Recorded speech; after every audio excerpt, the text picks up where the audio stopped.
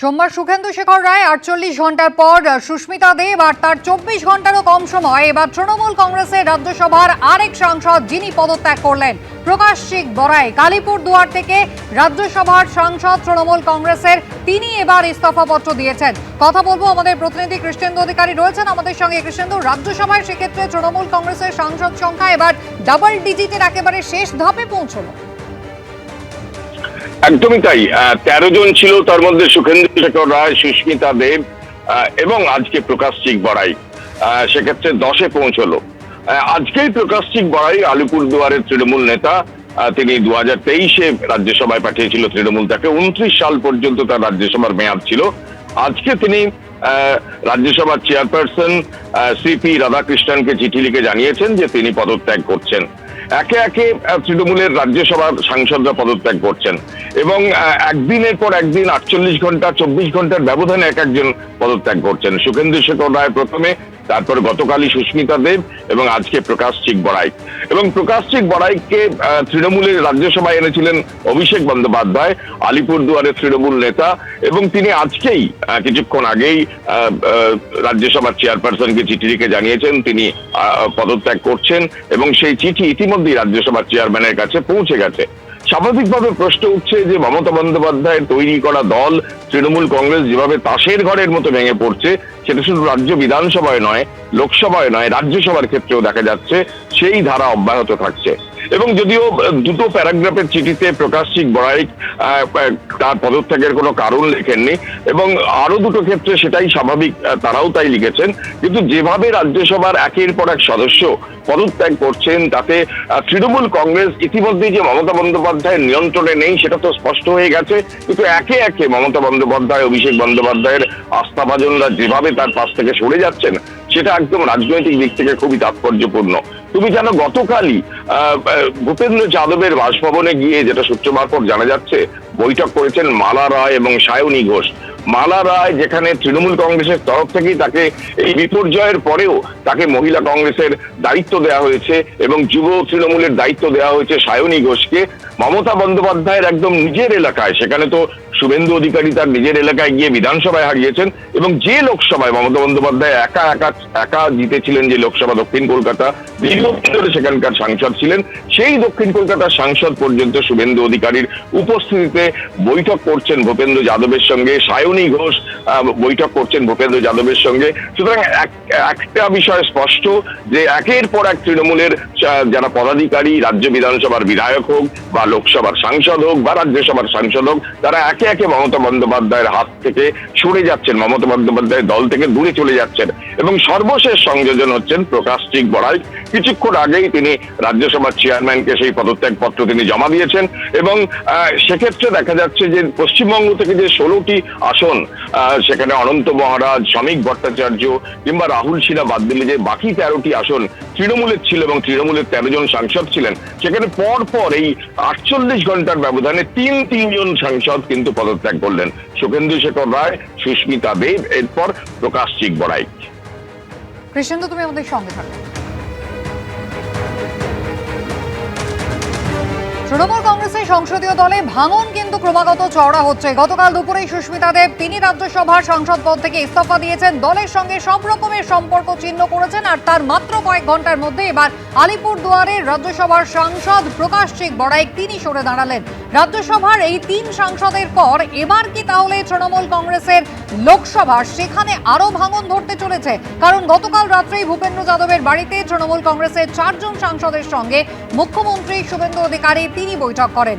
সুস্মিতা দেব গতকাল দুপুরেই পদত্যাগ করেছেন, আর গতকালই রাত্রে ভূপেন্দ্র যাদবের বাড়িতে 4 তৃণমূল সাংসদের সঙ্গে বৈঠকে রাজ্যের মুখ্যমন্ত্রী শুভেন্দু অধিকারী।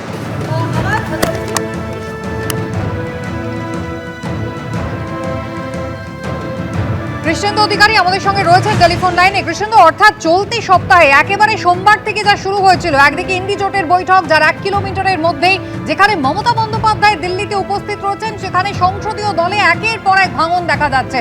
সোমবারের বৈঠকের পর গতকাল রাত্রে ফের একবার বৈঠক হলো। এবারে কোন কোন তৃণমূল সাংসদ এই বৈঠকে অংশ নিলেন? সাংসদের নাম উঠে আসছে, তার মধ্যে 3 জনের নাম স্পষ্টভাবে উঠে আসছে। তারা হলেন সায়নী ঘোষ, মালা রায় এবং মিতালি বাগ। সায়নী ঘোষ যাদবপুরের সাংসদ, মালা রায় দক্ষিণ কলকাতার সাংসদ এবং মিতালি বাগ আরামবাগের সাংসদ। এবং তুমি জানো যে প্রত্যেকেই মমতা বন্দ্যোপাধ্যায় এবং অভিষেক বন্দ্যোপাধ্যায়ের ঘনিষ্ঠ। এবং মালা রায়কে কিছুদিন আগে এই বিপর্যয়ের পর মমতা বন্দ্যোপাধ্যায় বাড়িতে যে বৈঠক ডেকেছিলেন, সেই বৈঠকের পর তাকে দায়িত্ব দেওয়া হয়েছিল সর্বভারতীয় তৃণমূল মহিলা কংগ্রেসের।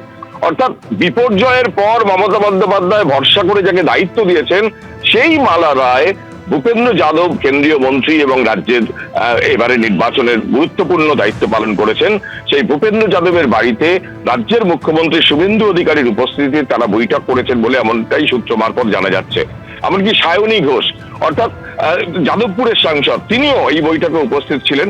এবং আমরা জানি যে গতকাল যে 19 এবং 20 জন সাংসদের যে উপস্থিতিতে সই করে যে তারা তৃণমূল থেকে আলাদা হয়ে আলাদা একটা পৃথক ব্লক গড়ে এনডিএকে সমর্থন করতে যান, যে প্রথম বৈঠকে সিদ্ধান্ত হয়েছিল, সেই সিদ্ধান্তে তারা সঙ্গী হয়েছেন, তারা সই করেছেন মালা রায়, সায়নী ঘোষ, এমনটাই সূত্র মারফত জানা যাচ্ছে।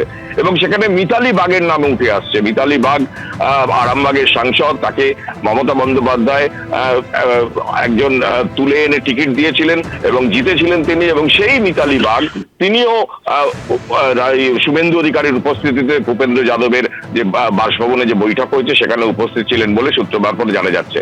অর্থাৎ লোকসভায় প্রায় 20 জন সাংসদ মমতা বন্দ্যোপাধ্যায়ের দলের বাইরে থেকে তৃণমূলের একটা আলাদা ব্লক করে তারা এনডিএকে সমর্থন করার সিদ্ধান্ত নিয়েছেন।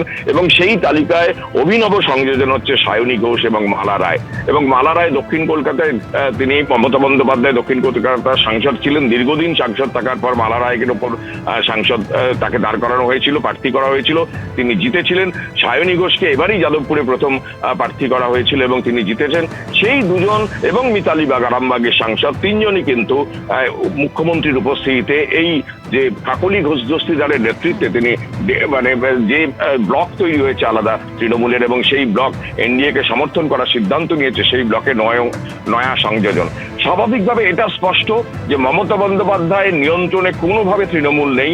মমতা বন্দ্যোপাধ্যায়ের উপস্থিতিতে তৃণমূল দলের একটা বড় অংশ তারা বৈঠক করছেন শুভেন্দু অধিকারীর সঙ্গে, এবং পাশাপাশি মমতা বন্দ্যোপাধ্যায়ের থেকে নিয়ন্ত্রণ থেকে বিচ্ছিন্ন হয়ে তারা এনডিএকে সমর্থন করার সিদ্ধান্ত নিচ্ছেন। আজকে অভিষেক বন্দ্যোপাধ্যায় দিল্লিতে আছেন, সেখানেও আজকে প্রকাশজিৎ বড়াই যাকে অভিষেক বন্দ্যোপাধ্যায় রাজ্যসভায় পাঠিয়েছিলেন, তার উপস্থিতিতেই তিনি আবার পদত্যাগ করলেন। আজকে রাজ্য বিধানসভায় ঋতব্রত বন্দ্যোপাধ্যায় যে ব্লক গড়েছেন, আলাদা ব্লক তৈরি করেছেন, সেখানেও একজন নতুন যোগদান করবেন বলে জানা যাচ্ছে। বন্দ্যোপাধ্যায় ইতিমধ্যেই সেই ইঙ্গিত কিন্তু গতকাল ফের একবার দিয়েছেন যে বিধানসভার ক্ষেত্রে বিদ্রোহী বিধায়কের সংখ্যা 64 থেকে 65 হতে পারে। অন্যদিকে বিদ্রোহী সাংসদদের সংখ্যাও কিন্তু পাল্লা দিয়ে বাড়ছে। সোমবার সুখেন্দু শেখর রায়, তিনি তৃণমূলের সমস্ত পদ থেকে যেমন ইস্তফা দিয়েছেন, রাজ্যসভার সাংসদ পদ থেকে সরে দাঁড়িয়েছেন। মাঝে মাত্র একদিন, তারপর বুধবার অর্থাৎ গতকাল দুপুরবেলায় সুস্মিতা দেব তিনি জানিয়ে দিয়েছেন রাজ্যসভার সাংসদ পদ থেকে তিনি ইস্তফা দিচ্ছেন। আর আজ সকাল সকাল প্রকাশজিৎ বড়াই আলিপুর দুয়ারের তৃণমূল সাংসদ রাজ্যসভার পদ থেকে ইস্তফা দিলেন। সংসদীয় রাজনীতিতে দীর্ঘদিনের সঙ্গীরাই যে শুধুমাত্র হাতছাড়া হচ্ছেন এমনটা নয়, একেবারে রাজধানীতে তৃণমূল কংগ্রেসের ঠিকানা বদল হয়ে গেল। 20 রাজেন্দ্র প্রসাদ রোডের বাংলো খালি করে দিল তৃণমূল কংগ্রেস। ইঙ্গিত আগে থেকেই ছিল, কারণ পার্থ ভৌমিকের বাংলোই এতদিন পর্যন্ত তৃণমূল কংগ্রেসের দপ্তর হিসেবে ব্যবহৃত হতো। পার্থ ভৌমিক ইতিমধ্যেই বিদ্রোহী সাংসদদের তালিকায় রয়েছেন, বৈঠকেও সেদিন অংশ নিয়েছিলেন এবং তিনি জানিয়েছিলেন তিনি তার বাংলো বদল করে ফ্ল্যাটে যেতে চান। এবার 20 রাজেন্দ্র প্রসাদ রোডের বাংলো তৃণমূল কংগ্রেস খালি করে দিল। গতকালই বাংলো থেকে মমতা বন্দ্যোপাধ্যায় এবং অভিষেক বন্দ্যোপাধ্যায়ের পোস্টার সরিয়ে দেওয়া হয়েছে। তৃণমূল কংগ্রেসের দলের সাইনবোর্ডও সরে গিয়েছে। পোস্টার, সাইনবোর্ড এবার নিয়ে যাওয়া হয়েছে সাউথ অ্যাভিনিউতে তৃণমূল কংগ্রেসের রাজ্যসভার সাংসদ নাদিমুল হকের বাসভবনে।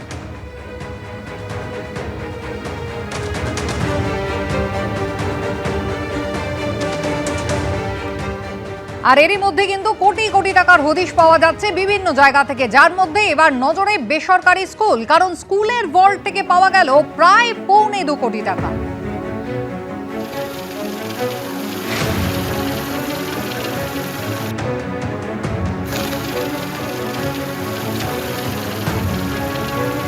কথা বলবো কাঁচরাপাড়ার হার্নেট ইংলিশ মিডিয়াম স্কুল থেকে সরাসরি আমাদের প্রতিনিধি সমীরণ পাল রয়েছেন আমাদের সঙ্গে। সমীরণ, একেবারে স্কুলের ভেতরে যে শুধুমাত্র স্কুলের কাজ নয়, অনৈতিক কাজ হতো এবং সেখানে তৃণমূল কংগ্রেসের পঞ্চায়েতের মাথারা যারা ছিলেন তারা সেই স্কুলের ভেতরে রীতিমতো দল বসিয়ে ঘাঁটি গেড়ে তারা রীতিমতো অনৈতিক কাজ করতেন, এমন অভিযোগ। একেবারে কুসুমিদা, কিছুক্ষণ আগে একজন স্থানীয় ব্যবসায়ী তিনি অভিযোগ করেছেন যে সন্ধ্যের পর এখানে দুষ্কৃতীদের আড্ডা ছিল এবং এই স্কুলের যিনি পরিচালনা সমিতির সভাপতি তথা কাঁচরাপাড়া পুরসভা তৃণমূলের পুরপ্রধান কমল অধিকারী আসতেন এবং এই স্কুলের সম্পাদক গৌতম ঘোষ দস্তিদার তারা আসতেন, এমনকি পুলিশ আধিকারিকরাও আসতেন এবং পুলিশের ভয় পর্যন্ত দেখানো হতো। আমি এই মুহূর্তে স্কুলের ভেতরে রয়েছি, ক্যামেরাম্যান তরুণ তোমাকে ছবিটা দেখাচ্ছে। এই মুহূর্তে নতুন করে আবার বীজপুর থানার পুলিশ তদন্তে এসেছে, কেন্দ্রীয় বাহিনীও রয়েছে। এই যে ম্যানেজমেন্ট রুম, এর ভেতরেই ভল্ট, সেই ভল্ট থেকে প্রায় 18 কোটিটি প্যাকেট ভর্তি টাকা এবং যার মোট পরিমাণ হচ্ছে 1,77,00,000 টাকা, সেটা উদ্ধার হয়েছে এবং ইতিমধ্যেই অভিক নাগ অ্যাকাউন্টেন্ট তাকে আটক করেছে এবং জুনিয়র অ্যাকাউন্টেন্টকে আটক করা হয়েছে। এবং যেটা জানা যাচ্ছে চাঞ্চল্যকর তথ্য, অ্যাকাউন্টেন্ট অভিক নাগ তিনি যখন গতকাল চাকরি থেকে আচমকাই ইস্তফা দিতে যান তখনই অন্যান্য কর্মীদের সন্দেহ হয়, তখনই তাকে বলা হয় যে স্কুলের যে ভল্ট সেই ভল্ট খুলে দেখাতে। ভল্ট খুলতেই তখন দেখা যায় তাদের চক্ষু চরকাশ হয়ে যায়, রাশি রাশি টাকা প্যাকেটবন্দি অবস্থায় রয়েছে এবং তখনই পুলিশকে খবর দেওয়া হয়। বীজপুর থানার পুলিশ আছে, ইতিমধ্যেই স্কুলের অধ্যক্ষ বীজপুর থানায় অভিযোগ দায়ের করেছেন। পরিচালন সমিতির সভাপতি কমল অধিকারী, সম্পাদক গৌতম ঘোষ দস্তিদার, অ্যাকাউন্টেন্ট অভিক নাগ সহ 4 জনের নামে এবং সেক্ষেত্রে স্কুলের অর্থ তছরূপ করা হয়েছে। এবং এত বিপুল পরিমাণ টাকা কোথা থেকে এলো? স্কুল চালানোর জন্য এত নগদ টাকা স্কুলের ভল্টে রাখার কথা নয়, কেননা স্কুল এই ধরনের টাকা তাহলে ব্যাংকে রাখার কথা, কিন্তু এই টাকা কি তাহলে হিসাব বহির্ভূত টাকা? কিসের টাকা সেই উত্তর জানার চেষ্টা হচ্ছে। এবং তখনই সন্দেহ হয় যখন সৌরভ নাগ অ্যাকাউন্টেন্ট তিনি যখন আচমকা ইস্তফা দিতে যান এবং এখানকার যারা কর্মী তারা বলছেন যে নির্বাচনের আগে কমল অধিকারীকে শেষবার স্কুলে দেখা গেছে, তিনি কম আসতেন, কিন্তু গৌতম ঘোষ দস্তিদার যিনি সম্পাদক তিনি মাঝে মধ্যে প্রায় দিনই এখানে আসতেন। তাকে 24শে এপ্রিলের পর তাকে কেউ দেখেননি এবং স্কুলেরই কর্মী জানাচ্ছেন। এবং এই গৌতম ঘোষ দস্তিদারের কাছে বিভিন্ন সময় বিভিন্ন পুলিশ আধিকারিকরা দেখা করতে আসতেন, এমনই চাঞ্চল্যকর অভিযোগ করছেন স্থানীয়রা। এবং পুলিশের ভয় দেখানো হতো। এবং পুস্তক ব্যবসায়ী তিনি অভিযোগ করছেন তিনি কয়েক বছর ধরে বই বিক্রি করেছেন এই স্কুলে, 18 লক্ষ টাকা পান, তার জন্য তিনি বহুবার এসেছেন কিন্তু সেই টাকা ফেরত পাননি। কিন্তু এই ইংরেজি মাধ্যম স্কুলটি চলছিল এতদিন ধরে, কিন্তু স্কুলের মধ্যে যে টাকা উদ্ধার হলো শুধু তাই না, একটি স্যুট অর্থাৎ বিলাসবহুল স্যুট উদ্ধার হয়েছে, সেখানে বিছানা রয়েছে, অ্যাটাচ বাথরুম রয়েছে এবং আরও আপত্তিকর জিনিসপত্র উদ্ধার হয়েছে। কুসুমিতা, একেবারে সমীরণ, তুমি আমাদের সঙ্গে থাকো। একেবারে স্কুলের মধ্যে অনৈতিক কাজ চলছিল দীর্ঘদিন ধরে, এমনকি যিনি বই দেন স্কুলে সেই পুস্তক ব্যবসায়ী তার 18 লক্ষ টাকা বকেয়া রয়েছে, তিনি টাকা পাননি, অথচ স্কুলের মধ্যেই কাঁড়ি কাঁড়ি টাকা ভল্ট থেকে পাওয়া যাচ্ছে। 18 কোটিটা প্যাকেট বন্দি অবস্থায় অন্তত 1,70,00,000 টাকা স্কুলের ভল্ট থেকে উদ্ধার হলো।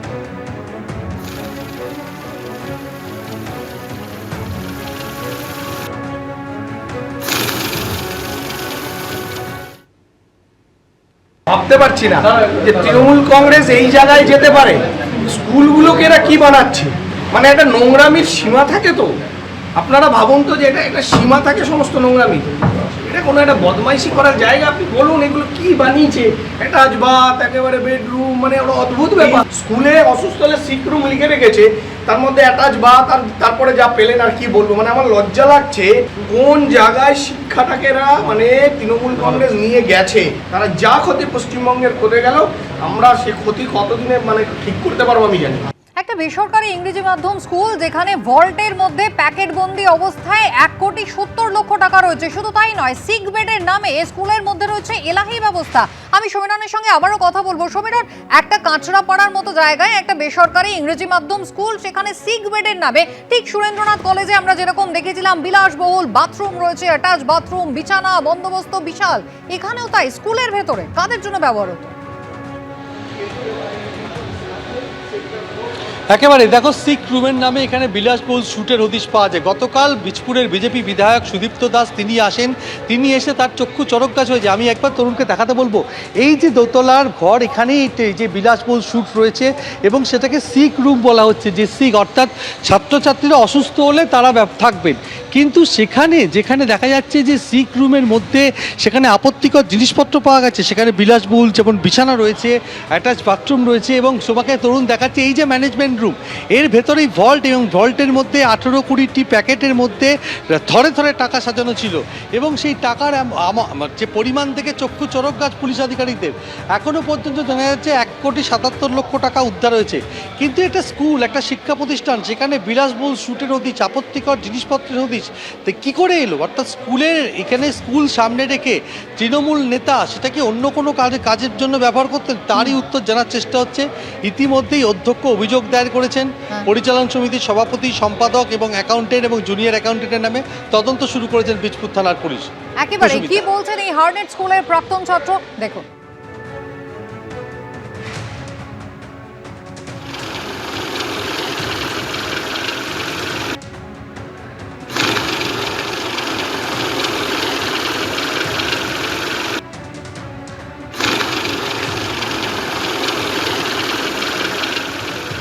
আমি মানে ছোটোবেলায় স্কুলেই পড়তাম, তো স্কুলের তো খুবই সুন্দর একটা ম্যানেজমেন্ট ছিল, সবই তো জানি। কিন্তু ইভেন কমল অধিকারী আর আমি একসাথেই পড়তাম স্কুলে, যার নামে ব্লেমটা হয়েছে। আমরা একসাথেই খাঁচাগাড়ি করে আসতাম, তখন ছোটোবেলায় পড়াশোনা করতাম। আর স্কুলের তো ডিসিপ্লিন ওয়াইজ খুবই স্কুল ভালো, কিন্তু এরম একটা ইনসিডেন্ট হবে, এটা তো মানে এটা আমার কাছে একটা ইমোশনালি একটা প্রচন্ড বাজে লাগছে। একটা কমল অধিকারী দায়িত্ব পেয়েছিল স্কুলে, তারপরে এরকম একটা ইনসিডেন্ট, এটা তো আমার কাছে একটা। ছোটবেলা আমার এই স্কুলেই ফার্স্ট নার্সারি থেকে আমি এই স্কুলে পড়াশোনা করেছি। স্কুল ভালো ছিল, ভালো সবকিছুই ভালো ছিল, কিন্তু তারপরে যে স্কুলটাকে একটা মানে কি বলবো একটা বিজনেস গ্রাউন্ড করে উঠেছে স্কুলটা। এই যে এখন শুনছি টাকা পাওয়া যাচ্ছে, আপত্তিকর জিনিস পাওয়া যাচ্ছে, এগুলো তো জাস্ট মেনে নেওয়া যাচ্ছে না। এরাই ইস্তফার পর কি বলছেন প্রকাশচিক বড়াইক, দেখুন। দাদা, রাজ্যসভায় থাকলে তো আপনি দলের জন্য অনেক বেশি কাজ করতে পারতেন, মানুষের কাছে পৌঁছতে পারতেন। এটা আগামী দিন দেখা যাক, বাংলার মাননীয় মুখ্যমন্ত্রী এখন কি আদেশ দিবেন। এখন সবাই ডেভেলপমেন্ট নিয়ে আমরা কাজ করব। ঠিক আছে, থ্যাংক ইউ। দাদা, আপনি কি এখন কোথায়, কলকাতায় ফিরে যাবেন না দিল্লিতেই আছেন? আমি দিল্লিতে আছি। আপনি কি অন্য কোনো দলে যোগ দেবেন? এটা সময়ের তার অন্য দলে যোগ দিতে চলেছেন? সময় অনুসারে বলবো। Thank you. মমতা বন্দ্যোপাধ্যায়ের সঙ্গে কথা হয়েছে আপনার দলের নেত্রী? আজকে কথা হয়নি। এর আগে আপনি কি জানিয়েছেন আপনি কি দল থেকেও পদত্যাগ করছেন? হ্যাঁ, দল থেকে করে দিয়েছেন। ওকে, থ্যাংক ইউ। এমনি তো আমাদের কমিটি ডিসলভ হয়ে গেছিল। কমিটি ডিসলভ হয়ে গেছিল। Thank you. এবিপি আনন্দ, এগিয়ে থাকে, এগিয়ে রাখে।